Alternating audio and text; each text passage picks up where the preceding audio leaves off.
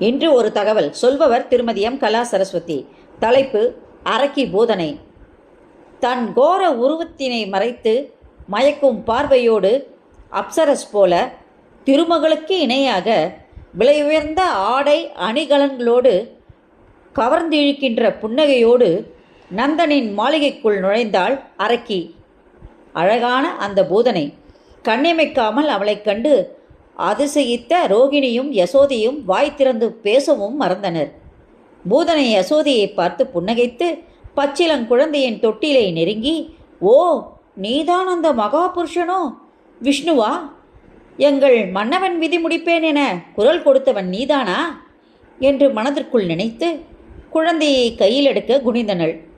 குழந்தைக்கு பால் கொடுக்க வந்த இளம் தாய் என்று அவளை எண்ணி அவள் தாகம் தீர்க்க மோர் கொணர உள்ளே சென்றாள் யசோதை. பகவான் தன் கள்ளப்பார்வையால் அவளை பார்த்து புன்னகை புரிந்திட தன்னையே மறந்த நாள் பூதனை. ஒரு வினாடி நேரம், "ஓ, என் மாமன் எனக்கு அனுப்பிய முதல் ஓலையாய் இவள், படித்துவிட்டு இவளை கிழித்து விடலாம்" என்று நினைத்தார். இவளின் முற்பிறவி என்ன சிந்தித்தான் பகவான். இவள் முந்தைய யுகத்தில் மகாபலியின் மகள் ரத்தினமாலா.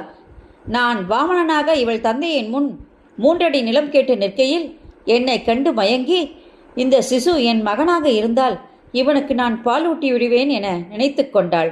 அந்த தூய நினைவே எனக்கு பாலூட்டும் தாயாக இந்த பிறவி பெற்றாள் என்று அறிந்தான் பகவான். அந்த பாலகனை பூதனை எடுத்து மார்போடு அணைத்து நஞ்சினை ஊட்ட முனைந்தனள். "ஓ, இவள் என் இதழ்களின் ஸ்பரிசத்தினால் மோட்சம் எய்துவாள்" என்றே அவள் மார்பில் தன் செம்பவள வாய் வைத்து உறிஞ்சினன். அவள் அருந்தியது நஞ்சு அன்று. ஆம், அவன் அருந்தியது நஞ்சு அன்று. அரக்கியின் நாடி நரம்புகளை சுண்டி இழுத்து உயிர் நாடியையும் இழுத்தது. அழகியாக வந்த அவள் தன் உரு மாறினாள்.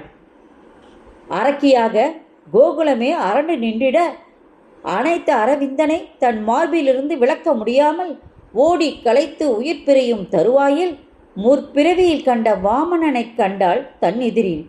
உணர்ந்தனள். உயிர்ந்தேன் நான் என உள்ள முருகியது. உபாதை நீங்கியது. நஞ்சு நீங்கி தாய்மை பெருக தன்னரு பாலகனுக்கு பால் ஊட்டினாள். பச்சைமா மலை போல் மேனி பவளவாய் கமலச்செங்கன் அச்சுதா அமரரேரே ஆயர்த்தம் கொழுந்தே உந்தன் இதழ் சுவை தவிர யான் இந்திரலோகம் கண்டேன் என நினைத்து வாமனன் நினைவில் அவள் வானுலகம் எழுதினாள். நன்றி, வணக்கம். இந்த ஆடியோ வீடியோ உங்களுக்கு பிடிச்சி லைக் பண்ணுங்கள், ஷேர் பண்ணுங்கள். கொளத்தூர் பாபா டெம்பிள் சேனலுக்கு நீங்கள் சப்ஸ்கிரைப் பண்ணுங்கள்.